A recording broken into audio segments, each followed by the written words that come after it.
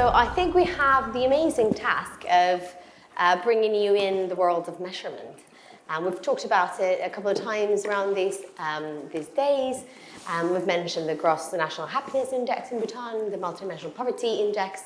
And I think the idea today is to kind of set the scene of why measurement, and just like invite you to think about it and how can you bring that into what you do every day. So to start with, I want to thank Kim, but also all the team. Thank you for not only inviting me to moderate the panel, but also for inviting these amazing people that are going to be sharing their practice, like what they do, and also how have they encountered the importance of measuring. So I think to start with, I want us to be as excited as we were with the powwow dance about measurement. I want us to feel kind of, just lift the spirits. And I want to explain a bit more about what we do in Oxford, in the Oxford Poverty and Human Development Initiative, or OPHI.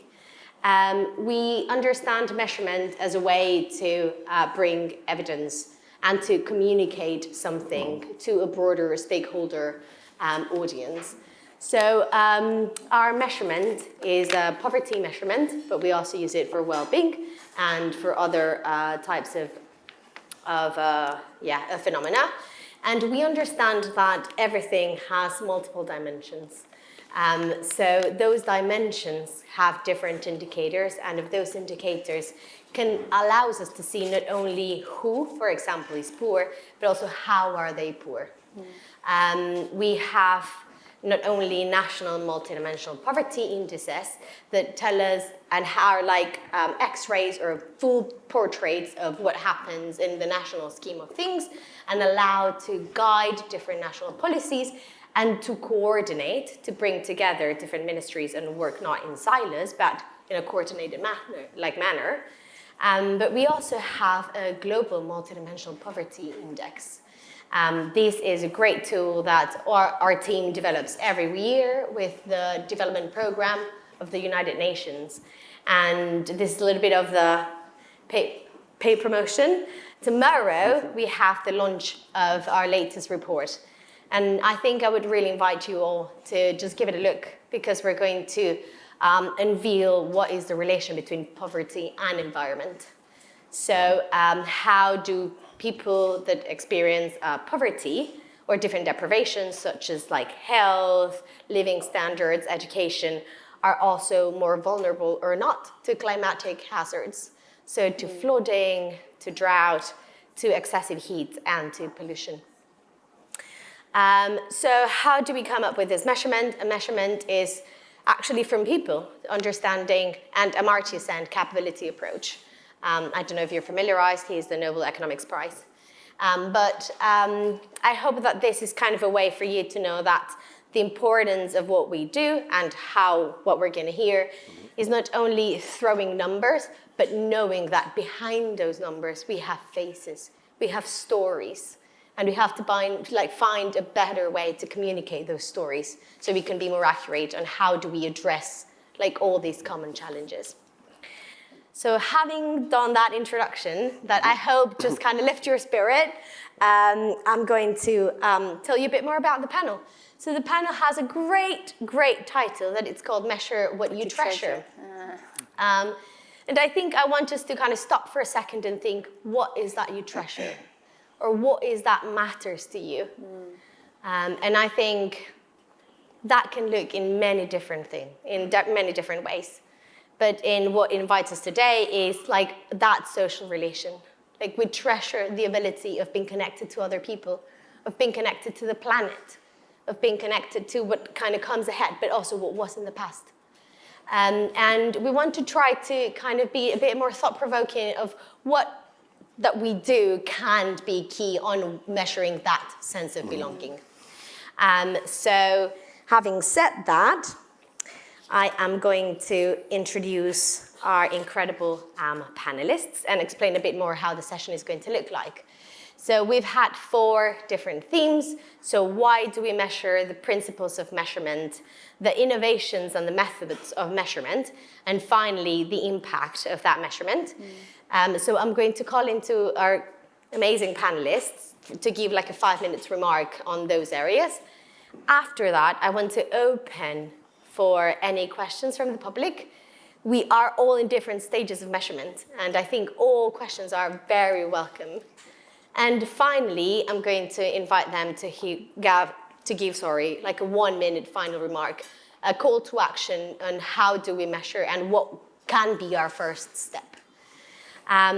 So I hope we can see this as an opportunity to set a goal and to think about measurement as a way to track our every step to that goal. And I think that is something that I took from warm places yesterday. So great. So we can start now. So why do we measure? And I'm going to invite James. So James is the head of policy and public affairs at Opinium. And you're going to tell us a bit more about the barometer in the UK. But James, I think we would like to know a bit more kind of how do you measure belonging in our context today, and what benefit would it bring to provide evidence that is communicated to different stakeholders to then bring action? Thank you, Anna. So this is my first symposium, so just say it's fantastic to be here. At Opinium, so much of what we do is driven by insights with impact. And I think first, we hope that that was at the heart of the work we did with Kim and the Belonging Forum on the Belonging Barometer, but also we hope it's at the heart of everything that we want to do about using data to make belonging come to life. Because I don't think any of us believe in kind of data for data's sake, and just activity for its own sake. So I think the question is, well, if we're going to do this, what are we doing it for and how are we kind of bringing it to life? And I think the key thing is that we want all the work we do to deliver change. That's the kind of key purpose of it. So here I kind of want to summarize that as research and insight and measurement essentially can enable conversations. It can help to kind of bring belonging to life, and also it can help actually make us a little bit honest. It can also keep us accountable and keep others accountable too. So if I just go into those in a little bit more detail, I think one, on enabling conversations. I mean, we're already a coalition of people here together, but we always want that coalition of people to grow. And the only way that you do that is by having conversations. And so much of what we believe data is powerful for is for assets in those conversations, things that you can wheel out, essentially ammo that demonstrates your point. And I think Kim on the first night talked about what I consider kind of the platinum use of this. It's using the Belonging Barometer, which provides data at constituency level, to talk to legislators, to policymakers and say, this is happening in your backyard. I can demonstrate to you how important this is. You should be on board and be with us and join us. So that, for me, is kind of what I consider a platinum use of using data to enable conversations. But more than that, it's that element of, I don't want to say kind of giving the idea of belonging legitimacy, because it makes it sound like it's not legitimate, but it's actually saying, well, we are here to give it shape, to give it some form of weight. And there is so much about it that's intangible, but the challenge for all of us is to make it tangible for those who haven't considered it yet or haven't thought about it. What does it mean? And all of us here are coming at it from so many different directions, and data either helps show you how your piece of the puzzle fits in elsewhere, or as the Belonging Barometer does hopefully a good job at doing, trying to bring all of these strains and threads together into one overarching argument about what belonging is and why it's important and the work that we need to do. And I think that the final point I'll say is then on that accountability point, which is, it's the light being here, because so much of work I do in kind of policy and public affairs land happens in quite a cynical environment. And that being said, governments, when they're working well, and we want to influence government, we want to influence business, we want to influence others to take action. When they are doing their jobs well, they should have clear objectives, and they should have KPIs that feed into those objectives.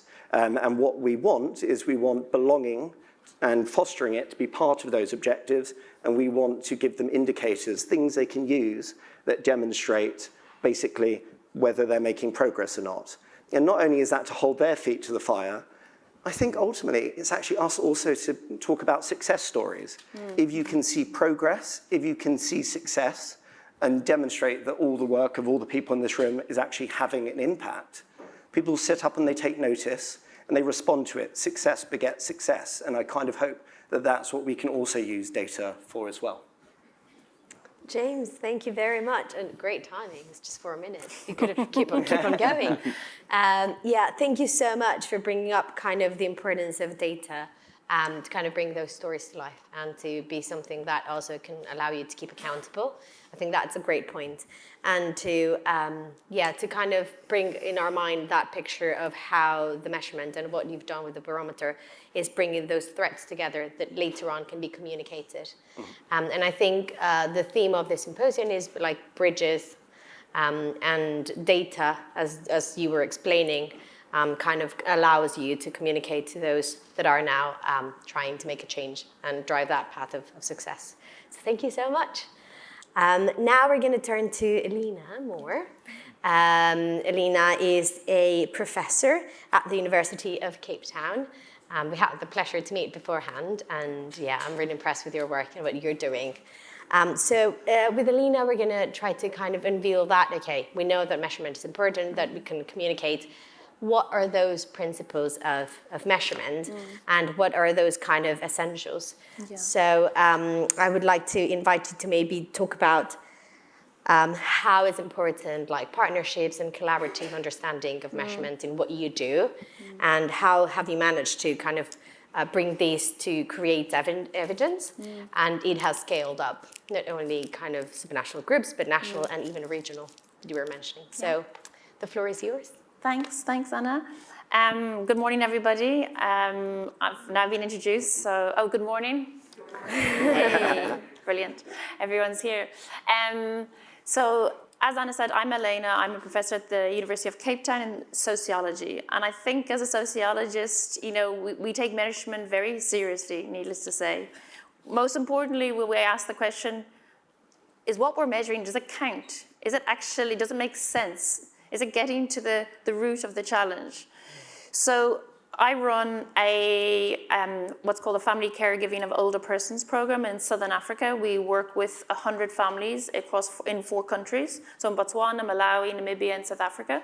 We do extensive work with families, caregivers, older persons, in these 4 countries, obviously in different sites, and over time, right? And that's on the one hand. On the other hand, we do extensive kind of budget mapping of the state and other social structures and how they support family care, older persons and older persons living with disabilities. And we examine policy and policy assumptions too. And I think this is one of the important principles, if we are to focus on the principles, is we got to ask ourselves, who. And so first of all, I'd like to thank Kim, I should say, for the invitation and for the entire team for the phenomenal organization. And I think when I was asked to speak about belonging and specifically around principles, as a sociologist, we talk a lot about social exclusion, right? So we come at it from who's excluded, from what, with what consequences.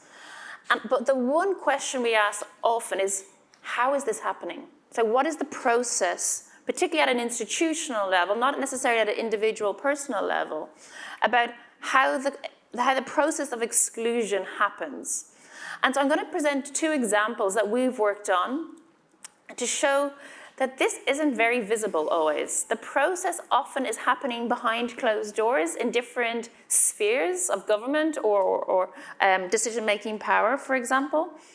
And that's why I'm slightly wary about only measuring in one particular mode. I would always call for multiple methods of measuring, because not one single person can know everything. And you need to have the different spheres of society and be critical about what's happening at different kind of structures. So the first example I'm going to give you relates to, if we think laws and policies are significant, and of course they are, they give us the framework to work within.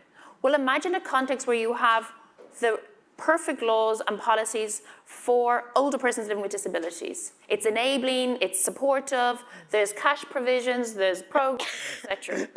But imagine I told you that the social welfare benefit for an older person living with a disability is impossible to apply for. And so we did this work. There is a particular welfare benefit. And in order to understand, we looked at statistics. We could see that this benefit had such a low receipt. We thought at least 40% of the country should be receiving this. This is in South Africa.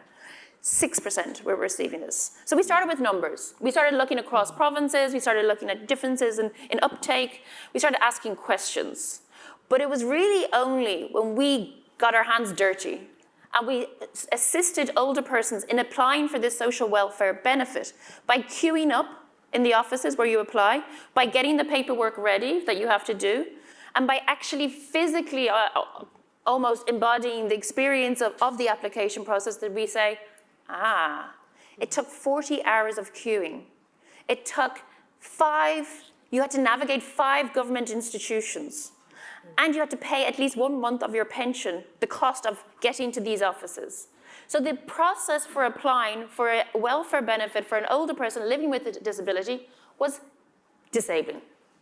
And so we didn't stop there, obviously. That's what we came up with. We obviously brought all our evidence together.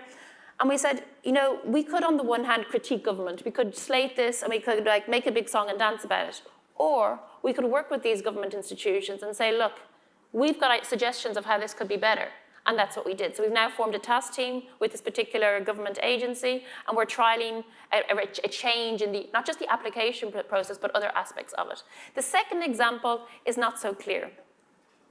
So the first example shows us kind of institutional bias, the lack of awareness and the lack of consideration about how an application process is disabling, ironically, for people who have more challenges enabling to apply. So the second example relates to adult incontinence products. So it's dirty words, it's dirty work. Nobody likes to talk about it. And so what we found is, working with our 100 families in South Africa, but other families across the different countries, we saw that there is law governing the supply of these products. There are contracts in place for the Department of Health to actually send them to the various clinics so people can receive them. But the older persons who we work with are saying they're not there, they're not getting them, and they don't know why. And this is the important part, they don't know why. So it's one thing to have a gap in supply, it's another thing to say we've no budget, but the fact that an older person is expecting this product, really expensive product, and then has no receipt of it is problematic. So we found out that, is this austerity politics? Why is the Department of Health at the provincial level making decisions about not supplying these despite the legal mandatory obligation to do so? We're still yet to find the real answers. But what we do know is that they're incurring difficulties in measuring the prevalence or the need for this particular product. And that's where we can help. So we're going to help trying to estimate, at least roughly, the need, which obviously relates to the cost. And so we're going to help with that. So what I'm bringing through these two examples is that it's important to, first of all, to be able to navigate your way through institutional systems, through ethnographic means, through number crunching, different mechanisms, to be able to get to the crux of the matter about why something is problematic. And then through there, you need to work with government. You need to work with all stakeholders, civil society. You need to work locally at a very kind of at the clinic level or at the ground level, at the the welfare office, for example. But you got to move up from there too. The ground is where things are happening or going wrong. So if I were to measure exclusion for older persons, and I don't know if they would actually say the absence of adult incontinence products. Most older persons don't know that they're legally entitled to that product. So it's important that we move from the ground and move upwards and have those conversations both nationally and across nations. Yeah. Thank you. Oh, thank you so much, Elena. Thanks so much. I think what you bring is, okay, one of the principles is making sure that you understand what is the root cause, and then for that to happen, sometimes we have to think creatively or how to include different methodologies in what we do to make sure that it's not only number crunching, but also understanding, okay, we've already found a need. Why is that people are not coming to make sure that need is addressed through government policy? So thank you so much. And I think this is a great way to introduce our next panelist, which is Sam. So Sam McQuillen, he is a senior research fellow at the Belonging Lab, and we've had the pleasure to have him in OPHI while he was doing his doctoral degree. And I think, Sam, now that Elena set the scene on the importance and the need of different methodologies, I would like to invite you to tell us a bit more of kind of on that understanding of the multidimensionality of the phenomena, like how do different methods come in? And also to kind of draw a little bit on the different findings of the barometer and what will come next. So, Sam, please. Thank you. And I will say, as everyone in the Belonging Research Lab knows, as many of the social connectedness fellows know, I am passionate and I'm in love with methodology. And I know that might not, I can notice there's no applause for that one. But I'd like to try and change your mind about that, because I think that's really where a lot of insight comes from. And I think that we need to start kind of thinking not just, what we measure, but how we go about measuring it. And I'd like to talk a bit about the belonging barometer and what the research team has been able to find by poking and prodding it with different measurement methodologies. We've gotten a lot of really, really great kind of publicity around our findings on loneliness, and that's led to quite a lot of awareness of belonging and social isolation. But we have to remember that, in the belonging form, we think of belonging not just in terms of people, but also in place, in terms of power, in terms of purpose. And so when we just look at loneliness, that's very interpersonal matter. And so we can't just restrict ourselves to thinking about one thing, but we have to think about the chorus of these 4 P's together. And there are ways of doing this. It takes some creativity, it takes some time, it takes a whole lot of hours in front of a computer, if I'm being honest. But there are ways of thinking innovatively about bringing in a multidimensional approach to thinking about belonging. And when you do this, the results are quite striking.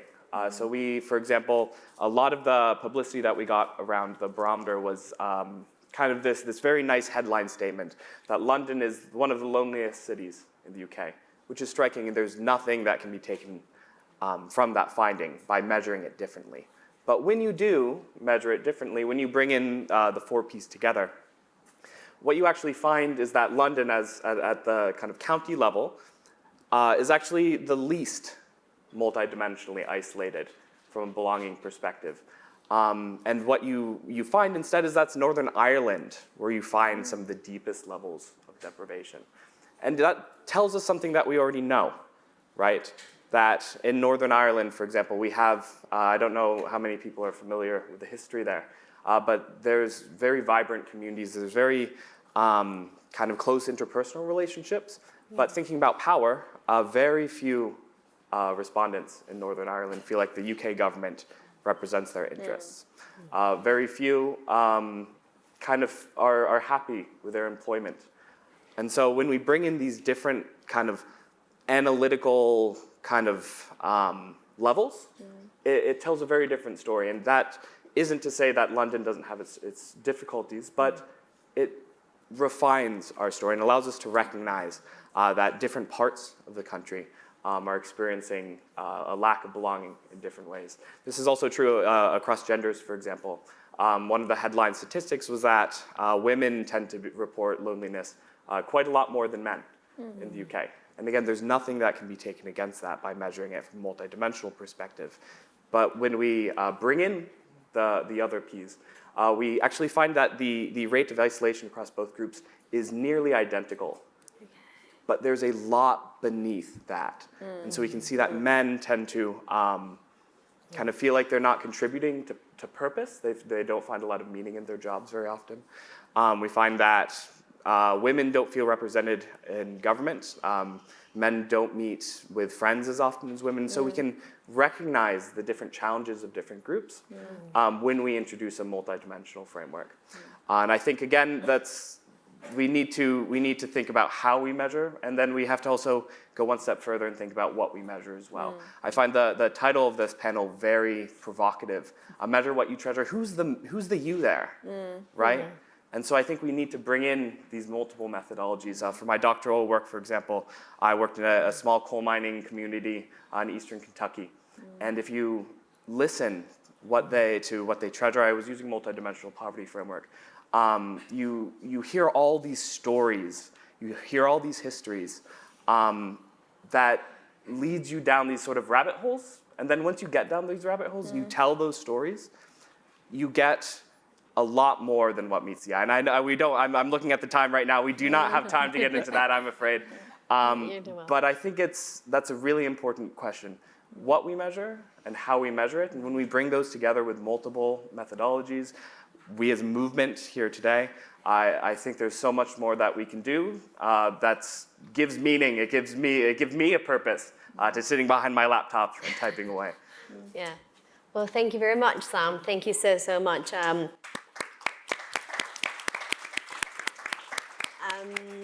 Yeah, and thank you so much for sharing with such detail, like the different parts of the finding of the report of the barometer. I think I want to bring up just like 3 different things, like the importance of the 4 Ps. So belonging is not only kind of in like the personal connections, but also the place, the power. And I think by enabling kind of the use of different methodologies together, we can definitely try to recognize and try to address this more accurately. Thank you so much as well to show us the difference between kind of London and Northern Ireland. I think and I'm gonna say the beauty of data and of the barometer and of different indexes is that we can disaggregate them. And by disaggregate them, we can see kind of how geography and the history of the place also has a saying in how we experience our everyday. And I think it's also the case of gender, or how do we not only experience the space, but also how do we connect to our peers and how we feel that we belong in those kind of more vertical relationships like the government. So I think, thank you so much for bringing that up. And it's definitely food for thought. And I hope we can all definitely read the barometer report if that is possible, so we can have a little bit of idea. I think having said that, and having kind of highlighted the importance of the different methodologies, of what we measure, of what is that to you? I would like to bring Angela, which is our Angel, sorry, I'm very sorry, Angel, our last panelist. So Angel is the founder and the director of data-driven EnviroLab. We had the pleasure also to have a small conversation yesterday and to hear more about what you do. And Angel, I think what I would like you to maybe share with us is to link how those methodologies and how the measurement links to wider action and to policies and change. Because in the end, like, it's not measured for the sake of measure, but for the sake of change, of like people's lives, like really having a difference. And so having said that, I would like to invite you to share how does measurement have shaped kind of your policy and with the different relationships with stakeholders, and how have you seen that can allow to break the loop of deprivations or of lackness in different areas. Thank you so much, Anna, and thank you so much to Kim for bringing us here at this really critical time. So you may notice from my accent that I'm American, and I studied climate change policy, and so it's been a really rough 8 months, I will say. So thank you all. I feel like in all of the small group sessions and all the receptions and dinners, I have leaned on all of you. You have been my therapy, and it's been really healing to be here, really. So I appreciate that. Thank you. So I have had the pleasure of working with Kim as a partner, a collaborator, as a mentor. For the last, I think, almost 12, 15 years. It's been a really long time. And I really find working with Kim and the Belonging Forum, and before that, the Samuel Center for Social Connectedness, incredibly enriching for me as a scientist, because it has fundamentally reshaped how I think about science and how I do measurement. Kim has been that little angel on my shoulder and always in the back of my mind saying, okay, this data is great, but who does it work for? Who is being seen in this data? Who is not being seen? And so how do we make the invisible visible? And so that has really been a charge of the work that I've been doing in my work. And most of my work has focused on subnational governments and the role of cities in tackling climate change. And the reason why I'm interested in studying cities is because a little bit more than half of the world's population currently lives in urban areas. And that number is expected to increase to more than 2/3 by mid-century. And so as we know, being in this beautiful city of Toronto, that cities are sites of opportunity and connection, but they can also be sites of disconnection and inequality and exclusion. And so we see all across the world that there are so many different types of inequality. I think, Anna, we had a great chat yesterday and learning more about the work that you do at Oxford, exactly what we have seen as well, that these types of inequalities shape other outcomes as well. And in particular, who's exposed to air pollution and urban heat, who has access to environmental amenities like green spaces and tree cover that provide protection from these climate extremes, and who has access to sustainable transit. So these are all issues that when Kim and I think now 7 or 8 years ago, started to talk about how to measure these intersections between the urban environment and social belonging, we started to think about, okay, well, a starting point where we could actually consistently measure all across the world using available data would be this inclusion or inequality piece. And so we launched in 2018 the Urban Environment and Social Inclusion Index, or UESI. I think now actually we probably should rebrand it to the UE Belonging Index, but that's up for a further discussion. And so this is the first spatially explicit index that measures, now we have up to 300 cities, including Toronto, in our index. And so we use satellite remote sensing data, GIS data, so that's Geographic Information Systems data. We actually co-create data with communities and with citizens to help collect some of the ground-based data that we can use to then ground truth what we can get from the satellites. And so with that data, with these innovations and technologies, we can then gauge and measure, okay, somebody living over here in one city and someone else living in another neighborhood, they may have vastly different experiences when it comes to the urban environment. We see these patterns are disproportionate all over the world, where some areas are much hotter or much more polluted than others. And it tends to be that those living in those more polluted neighborhoods happen to be those that are lower income, or that are communities of color, or are elderly, or the most vulnerable in society. And so those patterns are not unique. We're not talking about isolated case studies. Our research and our data has actually shown these widespread, persistent patterns. And we have found that more than half of the cities that we measure in our index are actually failing. They're absolutely failing on the Sustainable Development Goal 11 for cities to be sustainable and inclusive. We have to protect everybody the same way. Everybody has to have the same access to clean air. I mean, that is a right, a fundamental right, and protection from climate harm. And frankly, governments are failing to do that. And when we look at the US, we've done a lot of, based on this work, we built on trying to examine the issue of urban heat. And in the US, you can see how policies of disbelonging, so I'm talking about redlining policies in the 1940s that actually prevented communities of color and low-income households from actually moving to more desirable neighborhoods that were cooler and shaded and had cleaner air.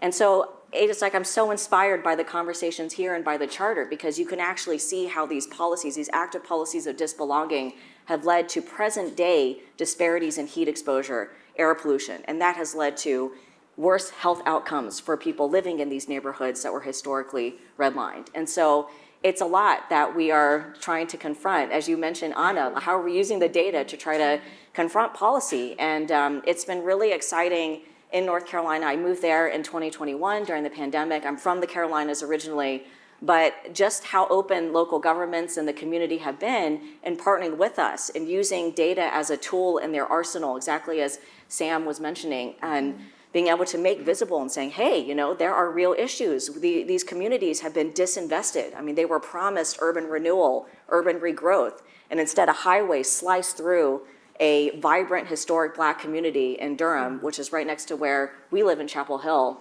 And today that community is exposed to a full, I think, 4 degrees Fahrenheit higher temperatures on average is what we've measured. And so I think what we've learned is that, I think exactly as you were saying too, James, is that the data is just the first conversation starter. And so it brings people to the table, but then it's not the end. And so I think that's like one of the major takeaways for me in doing this work is that it has to be a means. It's not the end in and of itself. It's just a tool for us to be able to make the invisible visible and to be able to provide a platform of advocacy, a voice to those who may not be able to participate or have a seat at the table, and to be able to then advocate for themselves. And so, yeah, I think we have a lot more work to do. Obviously, it's not over. And I think what we've seen is that in this next phase with belonging, we have to also think about how cities can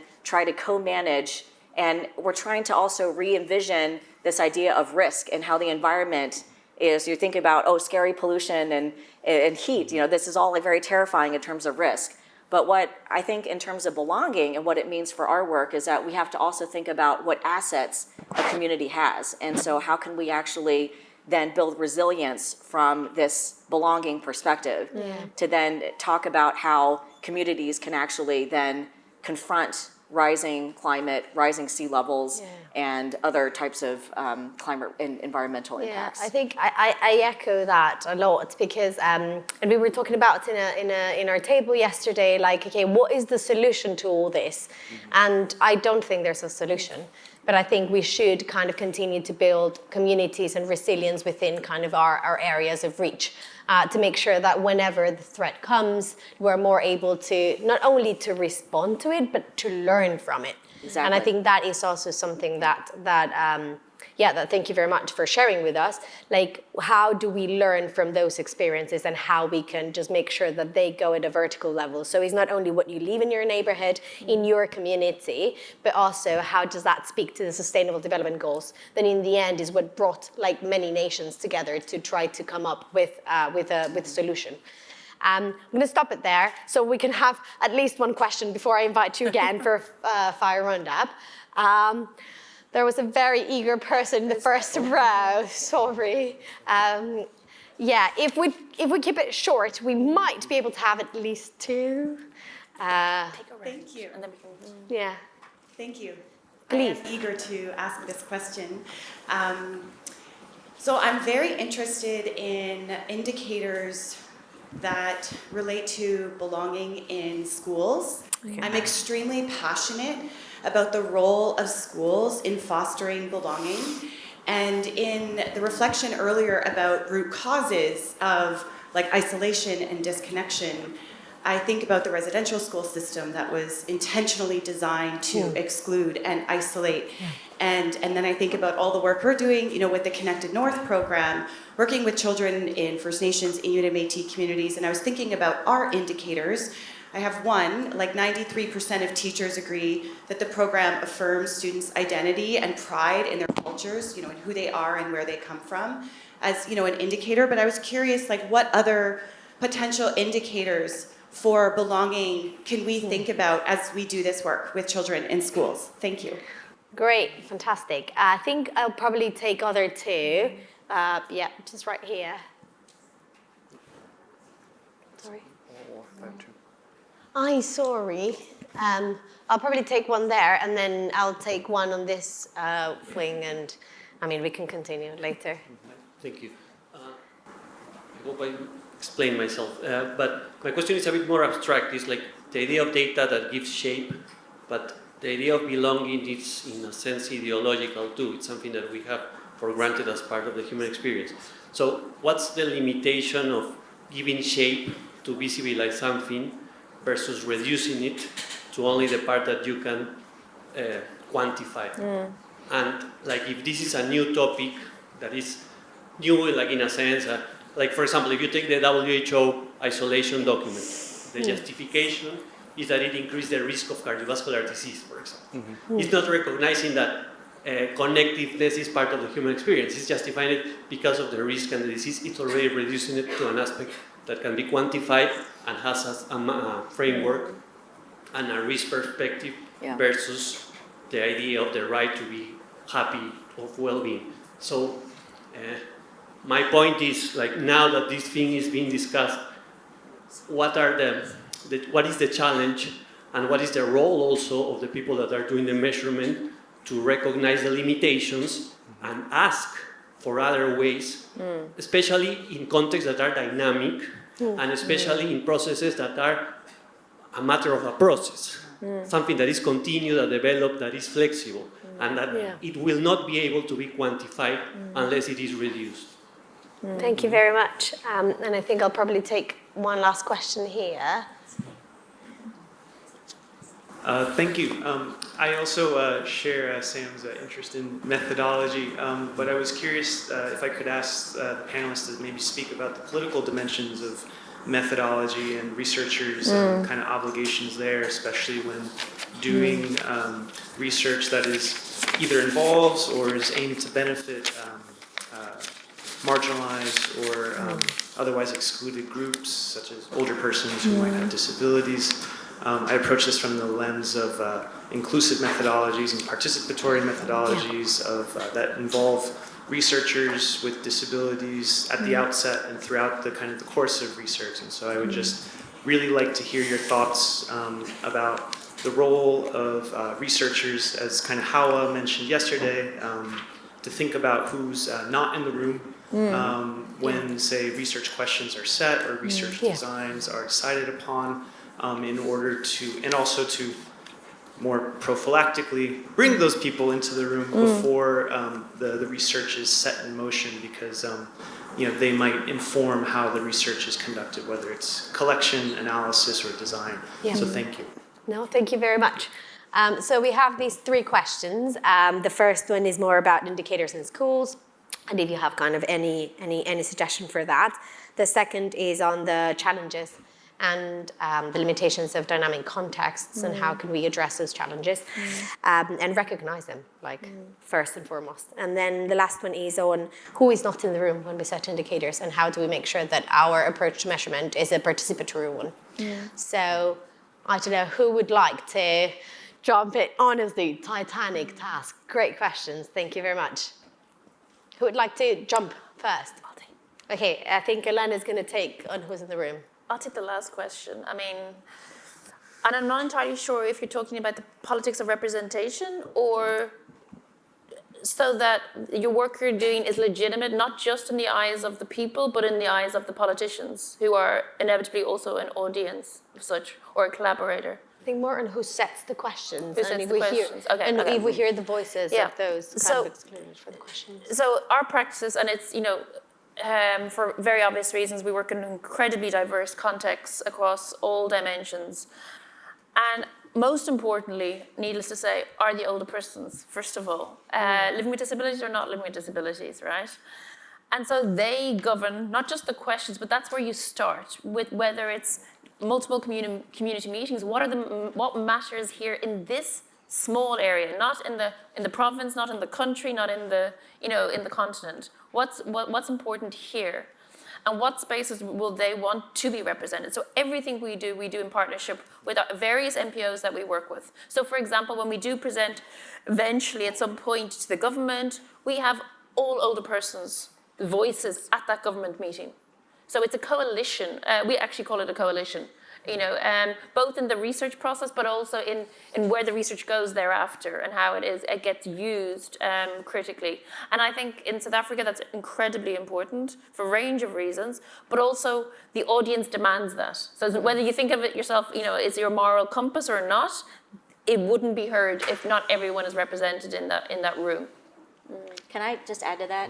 I think it's about intentionality. And so I think as researchers, we have to be intentional about, from the outset, involving the communities that our research is hoping to engage and to impact eventually. So in our HEAT work, we convened a community advisory board. So we went to the community and we said, who should be represented? Which voices do we need to have reflected? And they helped us co-create the research questions. So we did it even before we collected any data, before we determined any methodology.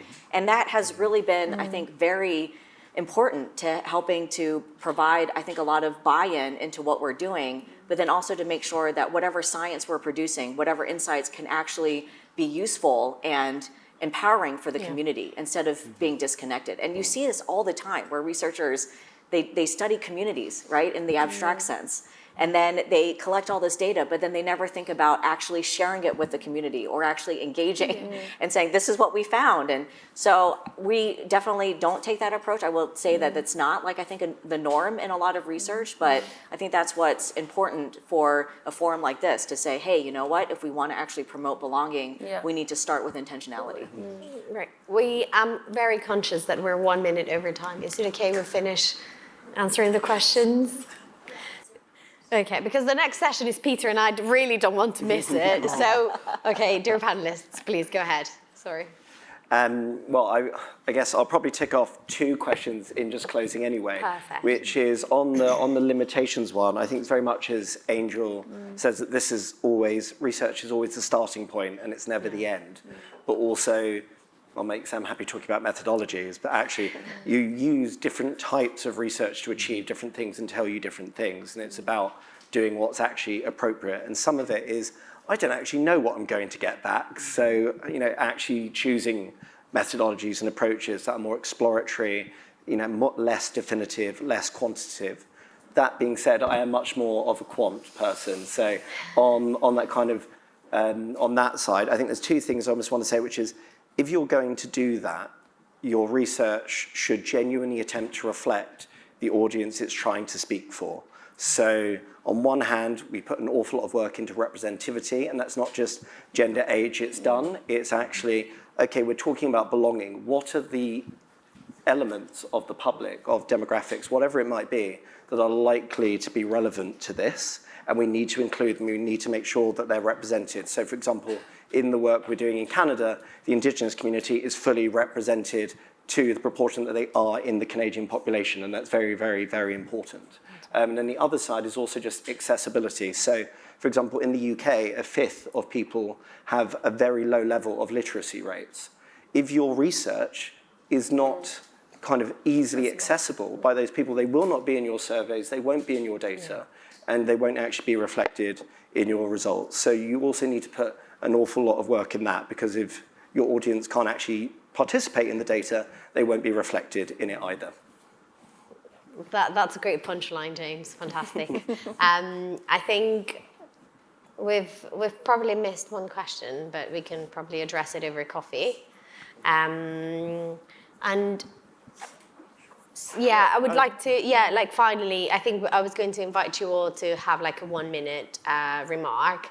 Maybe we can start with Sam, if you would like to address the questions and give us like the final nugget. Great, that's quite the task, but I'll try my hardest. I'll try and answer all the questions at once, and in doing so, answer none of them and wrap this up. So, but talk about methodology. Yes, methodology. Talk about methodology. Well, I'm going to be honest. I think the kind of the elephant in the room, to quote an old friend, is that measurement has kind of a bad name sometimes, right? And I think we need to change that. I think of us up here on the panel, we need to change that. And I don't say that just because I don't want to have a bad name anymore, but I say that because we can't do this without you, right? We can't just go about and measure things and do our number crunching alone. Measurement's not going to tell us anything, but let's try and have it tell the most that it can. Measurement isn't going to be able to reflect every single voice in every single room, but let's get as many voices in the room that we can. And I think that has to go at the grass level. That has to be right at the beginning. Intentionality, as Angel was saying. When I do my field work, I work with Gwen over there in her bakery. What I do is I don't go household to household with the clipboard. I wash dishes in the bakery. We go for drives, and Gwen tells me about her father. She tells me about the pawpaw grove, which is a type of fruit tree that got destroyed by flooding.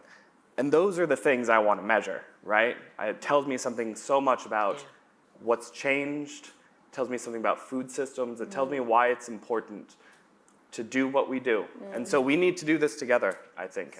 Because if not, I'll quit. Quite frankly, I won't find it interesting if it's not serving you. That's fantastic. Would anyone like to add any remarks? Kind of final words of wisdom? I mean, just very, very quick. I do think we are associating measurement with some kind of, quantitative approach, which is by no means what we do. I think measurement's probably the wrong word that we're all using, to be honest. It's about understanding. Yeah. And if we just move from measurement and use the word understanding, sometimes we need to review 20 years of documents to get a sense of where we're at today. And that's not measuring, that's just getting a better understanding. You might analyze 20 years of budget spending. That's just so you can say to the politician, actually spending has reduced. That's just to get you into the room. That's not even, to have. So I think understanding, and where does that understanding come from? By listening. By listening, in my case, obviously older persons, caregivers on the ground, but also to politicians and what they prioritize and what they're wanting to use. So all stakeholders. Yeah, thank you so much. I think that's a great way to finish. Thank you so much for inviting us to really kind of get into the idea of understanding and how can that enable us to not only communicate realities, but also have a transversal narrative that will allow us to bridge the gaps between different people. And yeah, thank you so much for the audience. Like, all questions welcome afterwards. And I'm very sorry, Peter, we took some time from your session. So thank you very much.